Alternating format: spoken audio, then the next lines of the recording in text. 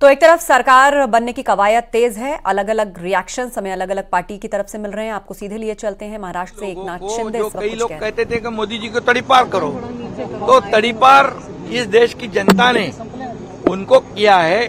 सत्ता से रोककर जो बोलने वाले हैं उनको ही तड़ीपार कर दिया, उनकी जगह उनको दिखा दी है। सीएम साहेब, महाराष्ट्राचे देवेंद्र फडणवीस यांनी राजीनामा देण्याची तयारी आहे। महाराष्ट्राचे निकाल आले, महायुती साहेब उपमुख्यमंत्री या ठिकाणी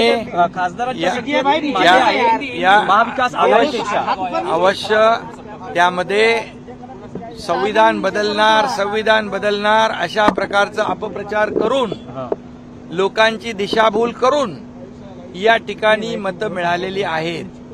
परंतु मतांची टक्केवारी जर पाहिली मुंबईमध्ये तर महायुतीला 2 लाख मतं महाविकास आघाडीपेक्षा जास्त मिळालेली आहेत आणि टोटल मतदान जे आहे, टोटल मतदान देखील एक समान झालेलं आहे।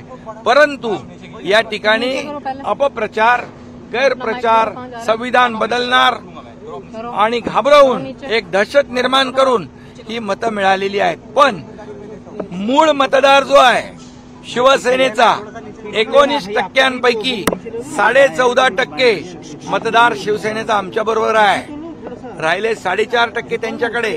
आणि मग इतर जी मतं मिळालेली आहेत ही दहशत दाखवून, संविधानाचा बागुल बुवा दाखवून, लोकांची फसवणूक करून, दिशाभूल करून घेतलेली मतं आहेत। हे कायम टिकणारं नाही, हे टेम्पररी आहे। त्यामुळे नक्की आम्ही जो विकासाचा अजेंडा घेऊन निघालोय देशात पण आणि राज्यात पण, तो आम्ही तसंच पुढे चालू। मुस्लिम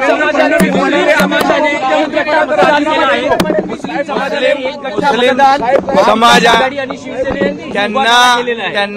त्यांना घाबरवून त्यांच्या समोर अपप्रचार करून संविधान बदलणार, तुमचे हक्क जाणार, ह्या सगळ्या गोष्टी त्याच्याबद्दल मोदीजींनी स्पष्ट करून देखील या अपप्रचाराला जे बळी पडलेत आणि त्यांनी मतदान केलंय त्यांना खऱ्या अर्थाने त्यांचा संभ्रम दूर होईल आणि ज्यांनी त्यांना फसवलंय त्यांचे खरे चेहरे त्यांच्या समोर येतील।